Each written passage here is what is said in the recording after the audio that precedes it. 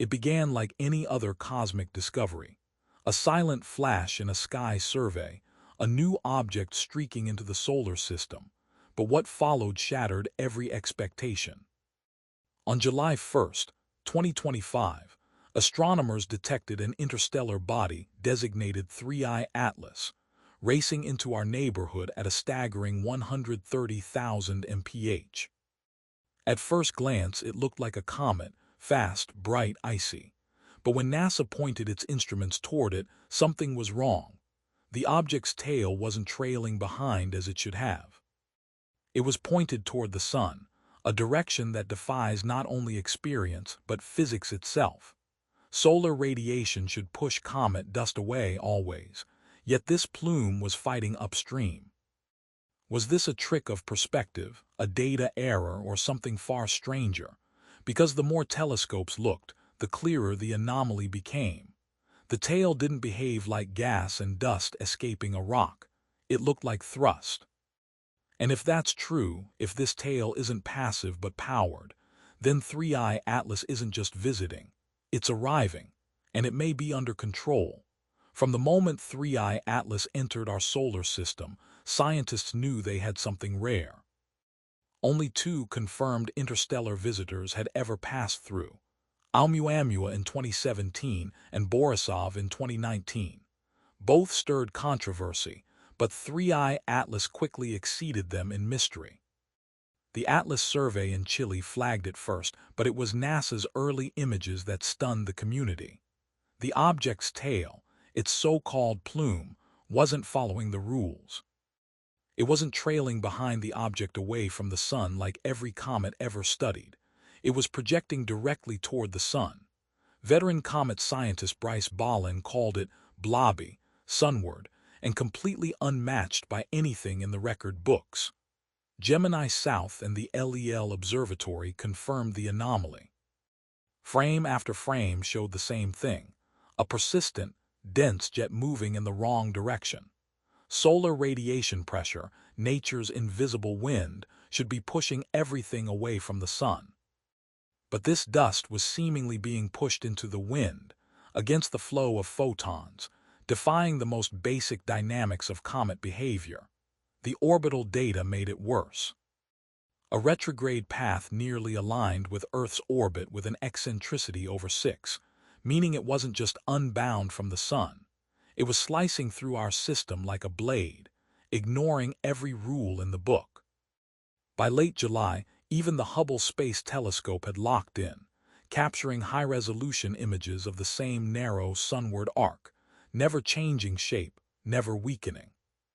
And suddenly, a shocking thought began creeping into scientific conversations. What if this isn't a tail at all? The mystery deepened when the James Webb Space Telescope performed spectral analysis on the object. What it found wasn't just unusual, it was unprecedented. Comets in our solar system are usually dominated by water vapor with a bit of carbon dioxide. 3I Atlas flipped that ratio completely. Its CO2 to water ratio was 8:1, 4 standard deviations above the solar system norm. Only one other known comet ever came close to that, and it was considered an outlier. This wasn't just strange chemistry. It was alien, literally. These ratios suggested that 3I Atlas had formed in a completely different type of planetary nursery, one where CO2 freezes while water remains trapped. But that wasn't the only surprise. The Very Large Telescope in Chile detected significant levels of atomic nickel, a metal rarely seen in such quantities unless something unusual is happening. Even stranger, there was no iron vapor, which almost always accompanies nickel in solar system comets. This wasn't just a different mix of elements. It was an entirely different chemical architecture, a makeup not seen in any other natural body that's ever entered our skies. And when you combine that with the object's motion, the orientation of its plume, and the shape of its tail, you don't get a comet. You get a system, something that behaves more like a machine than a rock. The carbon dioxide wasn't randomly venting. It was focused, consistent, and pushing hard enough to shift the object's path, just like propulsion. Here, where things leave the realm of strange and enter the domain of disturbing. As astronomers tracked 3I Atlas's trajectory, they noticed a subtle but persistent deviation, one that couldn't be explained by gravity alone. The standard orbit models began to drift. Residuals, those tiny differences between predicted and actual positions, started pointing in a single consistent direction, toward the sun, aligned with the plume. When researchers added a small non-gravitational acceleration to the models, suddenly everything lined up. The best fit showed a sunward acceleration of 4 times 10 ms2. Tiny, yes, but enough to shift the object's path by thousands of kilometers over a few weeks. That's the same order of magnitude as the push exerted by spacecraft ion thrusters, and the resemblance didn't stop there. Just like an ion engine, the plume was narrow, collimated, and didn't spread out like dust.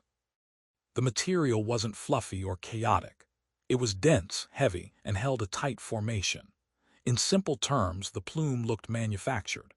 Avi Loeb, never one to shy away from bold theories, proposed that if an alien probe were slowing down, this is exactly how it would do it, firing engines toward the sun at perihelion to maximize deceleration using the Oberth effect.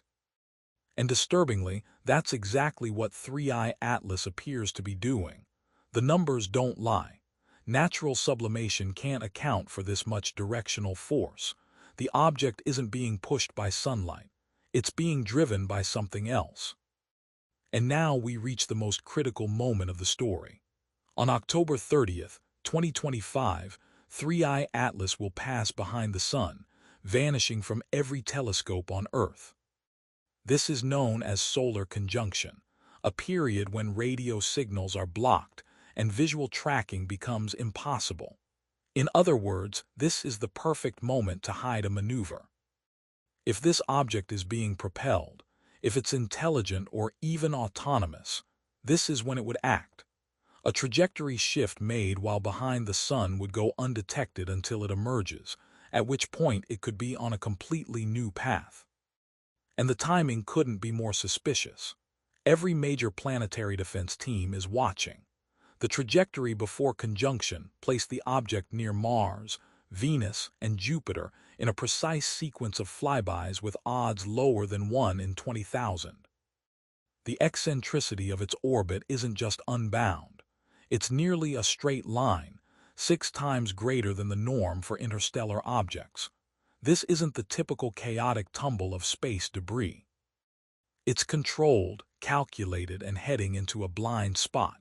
Behind the curtain of the sun, anything could happen. And when it re-emerges, the world will be watching with bated breath to see if it still plays by the rules, or if it reveals a plan no one saw coming. As the days passed and 3I Atlas approached its perihelion, scientists worldwide turned their attention to something that had until now remained on the fringe of this investigation: the composition of the plume itself. JWST's spectrographs weren't just collecting light. They were dissecting the chemical soul of this visitor, and what they uncovered only deepened the mystery. The spectrum didn't show the chaotic signature of typical cometary dust. Instead, it revealed something focused, even engineered. The signature was dominated by monoenergetic particles, not the mix of velocities and elements you'd expect from outgassing, but a consistent, narrow range of speeds. This is a hallmark of ion propulsion, where charged particles are accelerated in uniform streams. Though no xenon, the typical propellant in human-made ion drives, was detected, the presence of Co2 and atomic nickel, both of which can be ionized under the right conditions, was undeniable.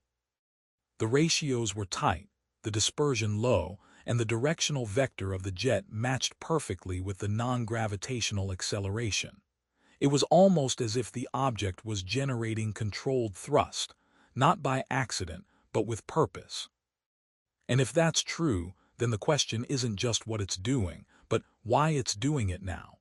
The The trajectory of 3I Atlas already defied expectations, but as orbital analysts dug deeper into its flight path, what they found was bordering on the statistically impossible. This interstellar object wasn't just passing through.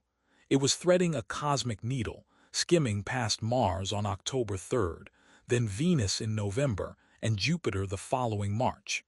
Each flyby timed within narrow orbital windows. The odds of a random interstellar object aligning this precisely, with 3 planets in succession, were calculated to be less than 1 in 20,000. And this wasn't just a matter of proximity.